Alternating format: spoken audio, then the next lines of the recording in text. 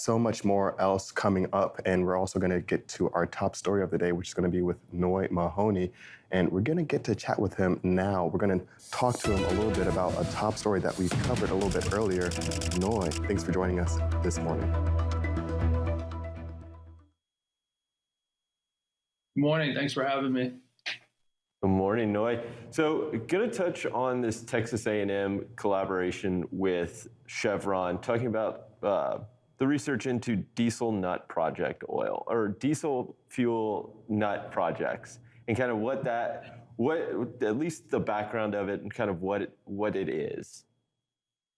I believe the researchers are calling it the Texas Diesel Nut Project. I think that's what they like us to say, but it is a collaboration between Texas A&M AgriLife, which is an agriculture and research center at Texas A&M University in Texas, College Station, Texas, and it's a 5-year project to create a new breed of peanuts specifically for biodiesel. And these peanuts are different than food-grade peanuts in that they require a lot less water and they yield a lot more peanut oil. So this will, if it's successful, it's a 5-year project, and if it's successful, it'll have a wide, ranging implications for the transportation and agriculture industries.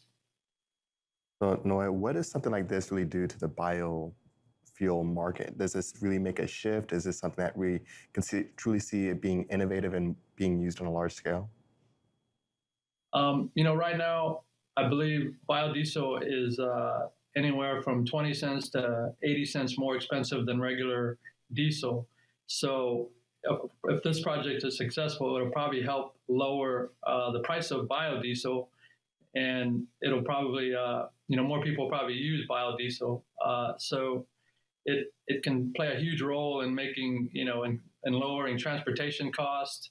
And it also helps farmers that are looking for a cash crop that live in places or grow in places that don't get a lot of rain, because it requires less rain, less pesticides, less inputs, as the scientists put it. So it's going to be a win-win for transportation and agriculture. Absolutely. It kind of looks, this isn't the first time that we've seen something like this, where the research has gone into some of these biodiesel products. When is this something that, I know you talked about 5 years, but when is this something that really could come to fruition?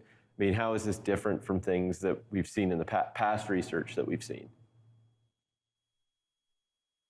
Some of the conversations I had with people from Texas A&M, some of these peanut growers have been developing these lines 10, 15 years. So this isn't something that they just thought of, recently. They've been working on this new breed of peanuts for more than a decade now.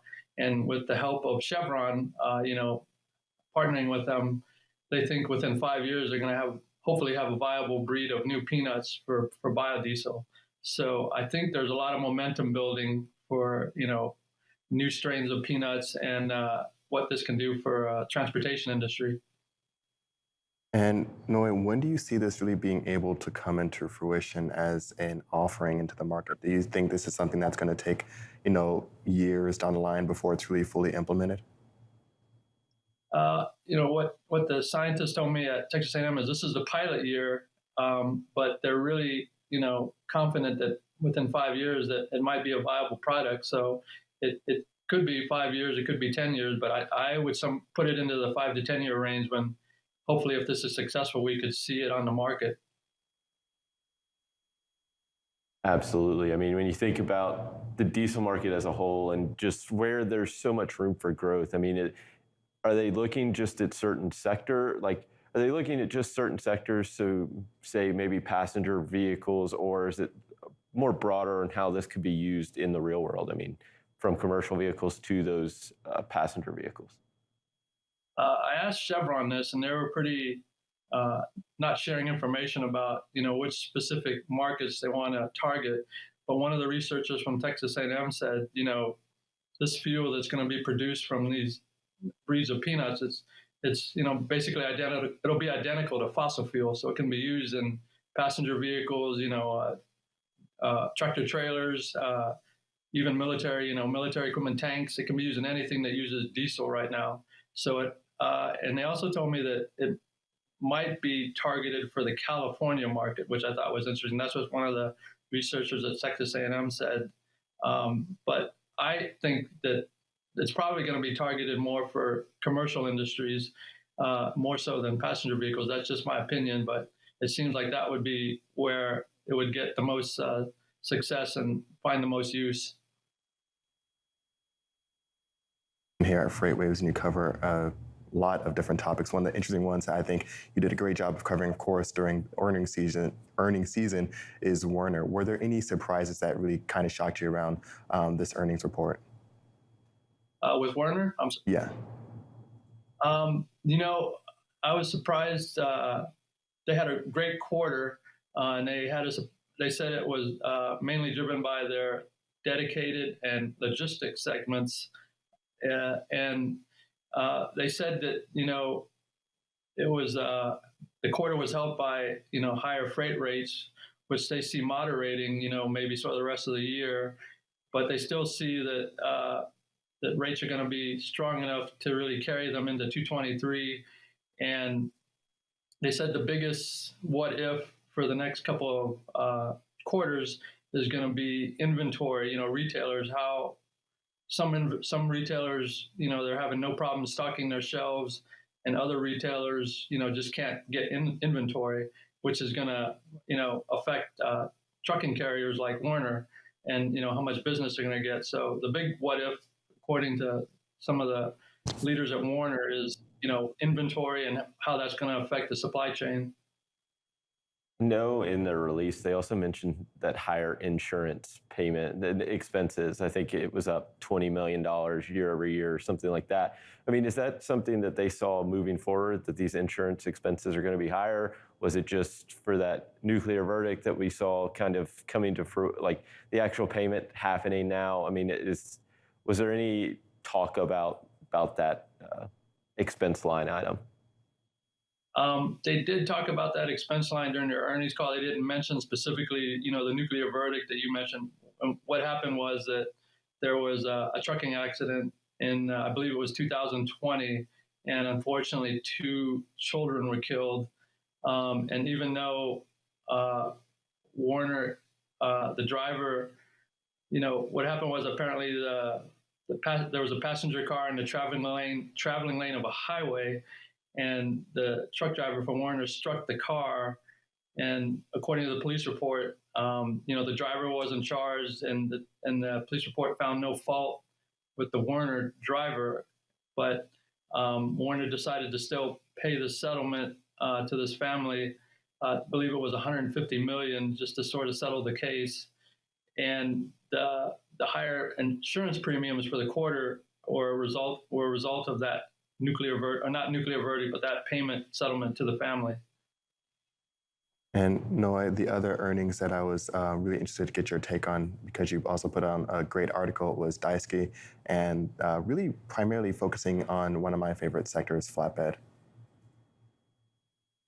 Actually had a great quarter, and it's the same thing with Werner. There's a lot of demand, freight rates are higher, and it seems like going forward, they sort of said the same thing with Werner. They see, maybe it's slowing down a little bit, but they don't see, freight dropping into a cliff.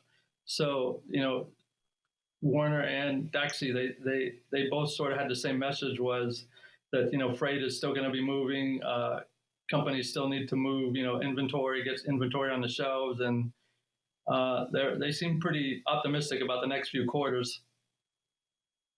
Yeah, I mean, I think when you start looking at some of our data, what they're saying kind of echoes it. I mean, we've seen a little slowdown in the flatbed sector, and I mean, obviously, it's still a lot higher than dry van, which is what Werner's associated with. So not really a surprise there. I mean, was there any other hot topics that they talked about on that in their earnings release? To Werner, trying to rack my brain, listening to Derek Leathers talk is always interesting. The CEO of Werner, he's a pretty fascinating guy. And he was talking about how, supply chains have been disrupted, but he sees that they're still moving, and especially food and beverage and home improvement companies. He said that those were the ones that performed well in 2021, and they might have a slowdown in 2022 and 2023. But he said those since those are their biggest clients, that they don't see any big drop off from that sector. Home improvement and food and beverage. I think that's definitely going to be a segment to watch for sure. And Noy, as you close out this week, start looking into next week, are there any stories that you're going to be looking to cover or any topics that you're going to be honing in on? I don't have any earnings stories signed to me yet next week, but you never know what could pop up. But it'll be interesting to see what happens the rest of this year with the supply chains and carriers such as Werner and Daxke.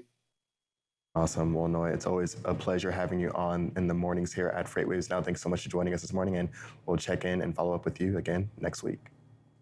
Thank you.